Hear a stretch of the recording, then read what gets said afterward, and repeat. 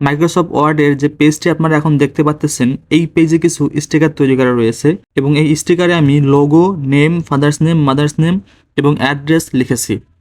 তো যারা ম্যানুয়ালভাবে এই স্টিকারগুলো তৈরি করেন, তারা আমি যে এখানে বক্সগুলো ইউজ করছি, তারা টেবিল আকারে এই বক্সগুলো নেওয়ার পরে আমি এখানে যে লোগোটা ইউজ করছি, তারা প্রত্যেকটা বক্সে আলাদা আলাদাভাবে লোগো ইনসার্ট করে এবং লেখাগুলো কপি করে পেস্ট করে।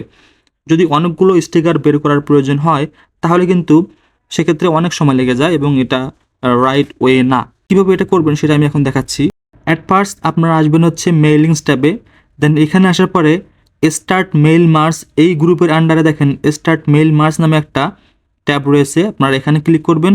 দেন এখানে দেখেন লেবেলস নামে একটা অপশন রয়েছে, আপনারা এখানে ক্লিক করবেন।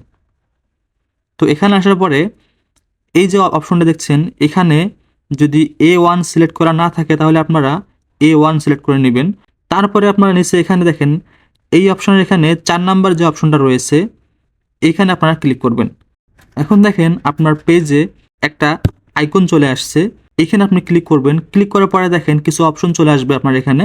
তো এখান থেকে এইখানে ক্লিক করার পরে অল বর্ডার্স নামে যে অপশন আছে এখানে ক্লিক করবেন, তাহলে দেখবেন প্রত্যেকটি আলাদা আলাদা একটা করে বক্স তৈরি হয়ে গেছে। এখন আপনি আপনার যে লোগো বা পিকচার আছে সেটা আপনি ইনসার্ট থেকে গিয়ে পিকচার অপশনে গিয়ে দি ডিভাইস থেকে আপনি এটা ইনসার্ট করবেন। তো আমি আমার পিকচারটা ইনসার্ট করতেছি। ওকে, এখন আমি একটু রিসার্চ করে নিচ্ছি। আপনার যেগুলো তথ্য আছে বা আপনি যেগুলো প্রিন্ট করতে চাচ্ছেন স্টিকারে, সেগুলো আপনি এখানে লিখে নেবেন।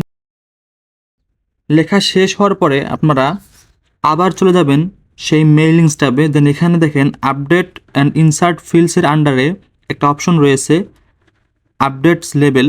তো আপনারা এখানে ক্লিক করবেন। দেখেন এখানে ক্লিক করার সাথে সাথে আপনার পেজে যতগুলো বক্স রয়েছিল প্রত্যেকটি বক্সে আপনার একটি বক্সের লেখা বা একটি বক্সের তথ্যগুলো সবগুলি বক্সে পেস্ট হয়ে গেছে। এখন আপনি জাস্ট প্রিন্ট করবেন এবং আপনি চাইলে এই একই কাজটি একাধিক পেজে করতে পারবেন। করে করে আপনি যতগুলো ইচ্ছা প্রিন্ট করতে পারবেন। ভিডিওটি ভালো লাগলে অবশ্যই চ্যানেলটি সাবস্ক্রাইব করবেন। ধন্যবাদ সবাইকে।